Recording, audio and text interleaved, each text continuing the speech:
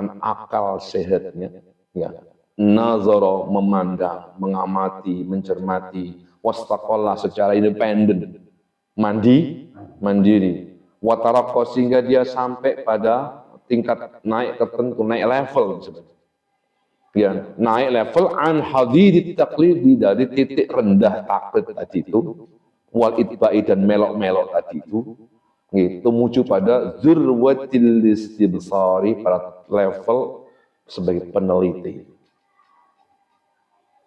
sebagai peneliti.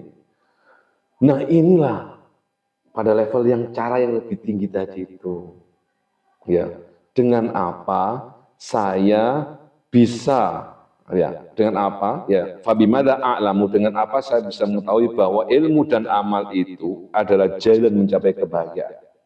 Padahal kalau sudah dengan apa, itu jawabannya lebih filosofis lagi, lebih dalam lagi. Nah, kalau orang yang tipe yang kedua ini, kelompok yang kedua ini atau level yang kedua ini, itu tidak hanya menerima informasi secara konsensus tadi, tetapi juga tidak mengabaikan, tetap informasi dari konsensus para dokter dia cermati, dia terima, tetapi dia ingin naik pengetahuannya tentang hakikat dari obat dan hubungan obat tadi dengan kesembuhan. Maka orang yang seperti ini naik level dia dari tingkat titik terendah taklid dan melok-melokan pada peneliti, pengamat, peneliti. Sudah beda levelnya. Nah itu, ya. Fakadzalika, demikian juga, nah, sudah masuk ke yang dianalogikan. Demikian juga, qad idda'a as-sufiyyatu, ya. Orang-orang tasawuf atau para sufi, wa firaqun siwahum, dan beberapa kelompok selain sufi yang memiliki karakter mirip. Mereka itu meyakini, mengakui bahwa annahu yumkinu al-wusul ila daraki dzalika, bahwa seseorang itu bisa mencapai satu hakikat tertentu, bisa sampai pada hakikat pengetahuan tadi itu. Dengan apa? Bil basirati wat tahqiq, dengan menggunakan akalnya dan dengan penelitian. Ya. Bisa orang awam mau belajar, ya, naik akan levelnya, bukan lagi apa. Bisa jadi pengamat, pemikir, peneliti. Wa dzalika, ya, bi an tu'rafa, bi an ta'rifa mahiyatan nafs. Sekarang kita analoginya agak sedikit ke dalam, ya. Kalau tadi analoginya menggunakan analogi medis. Sekarang analoginya berubah lagi, bergeser. Jadi orang tasawuf itu atau yang sepandangan dengan para sufi itu, di samping mereka menerima informasi dari ulama-ulama, menerima informasi dari jumhur umat Islam, semua para ilmu dia terima itu, tidak diam pada di situ, tetapi berusaha bergerak, ya, bergerak. Wa dzalika, biasanya pergerakan itu, misalnya ingin mengetahui hakikat A, hakikat tentang A ini saya contohkan misalkan jiwa. Jika sufi atau seseorang, siapa saja, ingin mengetahui mahiyatun nafs, apa hakikat jiwa itu, ya, maka dia akan belajar, ya. Summa ta'rifu biqa'ah, untuk mengetahui hakikat jiwa itu dia akan belajar memahami biqa'ah, sejauh mana eksistensi jiwa itu, eksistensi atau kekekalan jiwa. Ba'da ta'attulil badani bil mauti, eksistensi jiwa sesudah tubuhnya rusak sebab kematian. Kemana jiwa itu? Kemana manusia itu? Ketika apa? Ketika ba'da ta'attulil badan, ketika anggota tubuhnya rusak disebabkan oleh apa? Kematian. Dia akan mencari tahu tentang itu. Wa dzalika bi an ta'rifa haqiqatal maut. Muncullah pertanyaan, berarti saya harus tahu hakikat kematian itu apa? Berarti saya harus tahu. What meaning is death? Apa mati itu?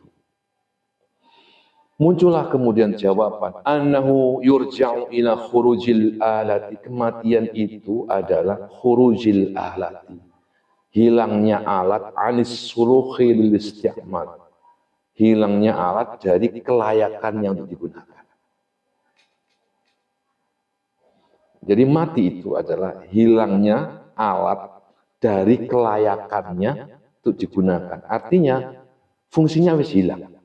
Alat ini tidak bisa digunakan lagi. Ketika fungsi dari alat ini sudah tidak bisa digunakan lagi, itulah mati. Bukan la in'idamil mustamil, bukan ketiadaan orang yang menggunakan alat. Ingat ya, kematian itu adalah hilangnya fungsi dari alat itu, bukan orang yang menggunakan alat itu. Nah, kalau misalnya alat itu kita contohkan sepeda motor, lalu orang yang menggunakan sepeda motor itu manusia tertentu, ketika sepeda motor itu diam, ya, kemudian tidak berfungsi lagi, itu tidak berarti orang yang menggunakan motor tadi tidak ada. Itulah kematian. Dengan demikian, tubuh ini adalah alat. Tangan ini adalah alat. Mata ini adalah alat, wajah ini alat, seluruh anggota fisik ini alat. Mustakmil, penggunanya siapa? Ar-ruh, nafs, jiwa. Kemana dia akan pergi? Setelah alatnya rusak, dia tinggal, ya, jadi sudah tidak fungsi lah, ta'attala, ada kerusakan setelah kematian. Kemana dia pergi?